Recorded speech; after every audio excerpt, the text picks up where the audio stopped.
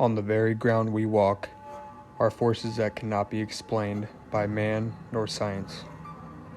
In the religious world, there are beings that are here to destroy, to corrupt, and to tear apart. Demonic and unholy entities do in fact exist, and we must acknowledge their existence.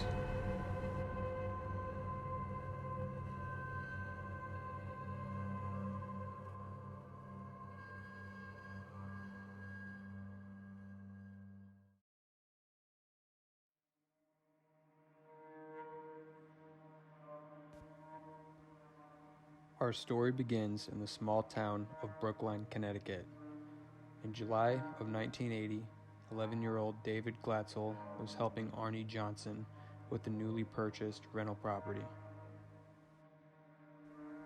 The first few months were terrifying for the 11-year-old Glatzel. He would frequently wake up in the middle of the night with scratches and bruises on his body.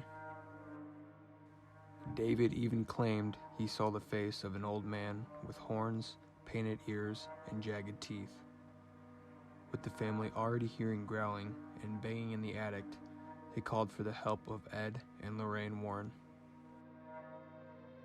They claimed that David Glatzel was showing clear signs of demonic possession. Lorraine Warren could see choke marks of Glatzel's neck, which led to worse. David began speaking in different voices and also spit, kicked, bit, and cussed at Lorraine.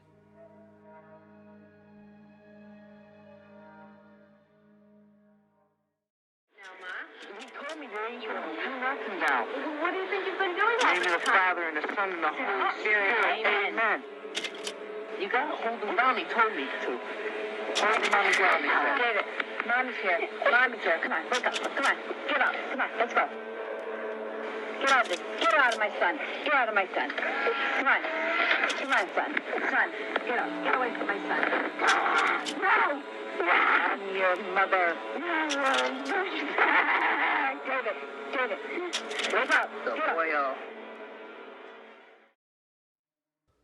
On the day of the exorcism, the Warrens brought in Reverend Francis Vugulak.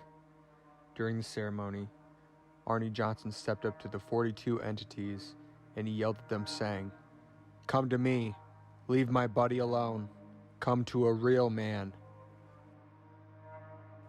Weeks later, Arne Johnson was deteriorating quickly. The evil forces caused 2 incidents with Johnson, once where his steering wheel mysteriously was turned, causing a crash, and when the forces also attempted to push Arne out of a tree. Things finally boiled over on February 16th of 1981. 40-year-old Alan Bono was in charge of a local dog kennel. Debbie Glatzel, Arne Johnson's fiancée, also older sister of David Glatzel, was a groomer for Bono.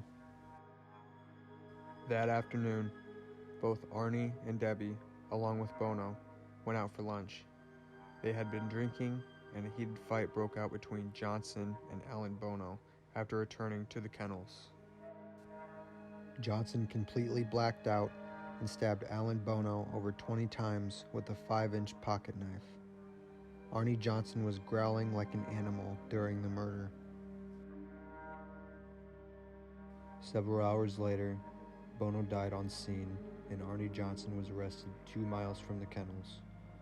Police found him on foot with a blank stare covered in blood.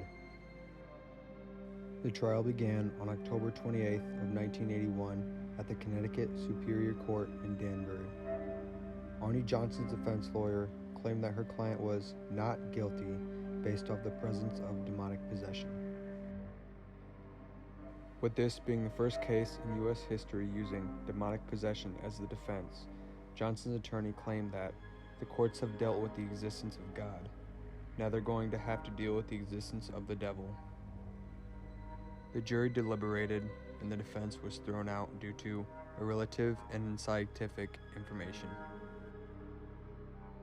On November 24th, 1981, Arne Johnson was charged with first-degree manslaughter and ended up serving 5 years in prison. He was released in 1986. This case became one of the most well-known in history, with the name "The Devil Made Me Do It" case. This was for the title and real storyline of the new movie, The Conjuring 3, The Devil Made Me Do It. And took over Arnie's body, and Arnie subsequently stabbed Bono in killing him. Now, Ed Warren stepped in, Lorraine Warren stepped in. They knew that it was the devil's work.